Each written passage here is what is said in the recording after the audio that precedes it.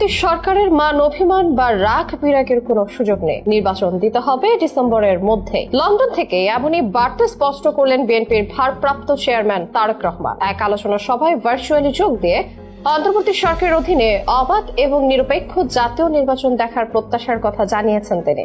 সাথে নিশ্চিত করেছেন বিএনপি তাদের দাবিতে অটল। নির্বাচন এ বছরই হওয়া উচিত, এতে কোনো বিলম্ব মেনে নেওয়ার মতো না। এদিকে প্রধান উপদেষ্টার প্রেস সচিব শফিকুল আলম জানিয়েছেন নির্বাচনের সময়সীমা আগামী বছরের 30 জুন পেরোবে না, অর্থাৎ 2026 সালে নির্বাচনের ছক কষছে অন্তর্বর্তী সরকার। এই দুই মতবিরোধে প্রশ্ন জেগেছে জাতীয় সংসদ নির্বাচন ঠিক কবে হবে, 2026 সালের জুনে নাকি বিএনপির চাওয়া অনুযায়ী চলতি বছরের ডিসেম্বরে হতে যাচ্ছে ভোটের উৎসব। উত্তাল রাজনীতির অঙ্গন কি অপেক্ষা করছে দেশের ভবিষ্যতের জন্য?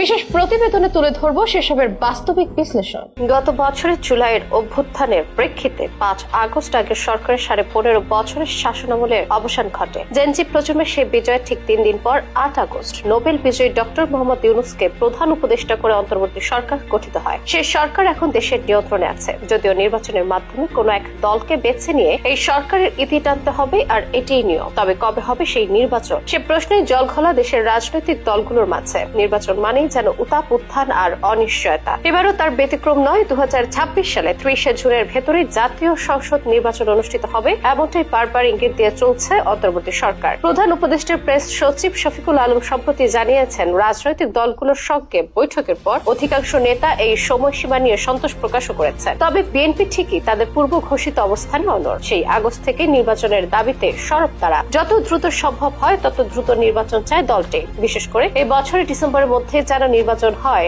সে দাবি তাদের। এবারে দলটির ভারপ্রাপ্ত চেয়ারম্যান তারেক রহমান আবার স্পষ্ট করলেন ডিসেম্বরের মধ্যে চাই জাতীয় নির্বাচন। লন্ডন থেকে ভার্চুয়ালি বক্তব্য দিতে গিয়ে তিনি বলেন জনগণ চায় অবিলম্বে একটি নিরপেক্ষ, অবাধ এবং অংশগ্রহণমূলক নির্বাচন। তারেক রহমান বলেন অন্তর্বর্তীকালীন সরকার প্রধানের সঙ্গে দেখা করে রাজনৈতিক দলগুলো আবারও জাতীয় নির্বাচনের সুস্পষ্ট দিনক্ষণ ঘোষণার দাবি জানিয়েছে। বিএনপির দাবি আগামী ডিসেম্বরের ভেতরে জাতীয় নির্বাচন অনুষ্ঠিত হতে হবে। জাতীয় নির্বাচন অনুষ্ঠানের লক্ষ্যে জনপ্রশাসন, আইন শৃঙ্খলা বাহিনীর প্রয়োজনীয় সংস্কারের জন্য অন্তর্বর্তীকালীন সরকারের প্রতি বিএনপি সহ আমরা যারা একসঙ্গে রাজপথে আন্দোলন করেছি আমাদের সর্বাত্মক সমর্থন অব্যাহত রেখেছি। শুধু সময় নয়, তিনি এদিন একথাও বলেছেন নির্বাচনের পদ্ধতি নিয়েও তারেক রহমানের বক্তব্য উঠে এসেছে আরো একাধিক গুরুত্বপূর্ণ ইঙ্গিত। তিনি বলেন সরকারের রাগ অভিমান, হুকুম কিংবা করুণা নয়, জনগণের দাবি আদায় হোক গণতন্ত্রের মূল মন্ত্র। বর্তমান অন্তর্বর্তী সরকারকে তিনি কার্যকর কোনো জবাবদিহির আওতায় দেখছেন না। এমন পরিস্থিতিতে রাজনৈতিক দলগুলোর সঙ্গে স্পষ্ট পরিকল্পনা ভাগ করে না নিলে কোন রূপরেখায় দীর্ঘস্থায়ী হতে পারে না।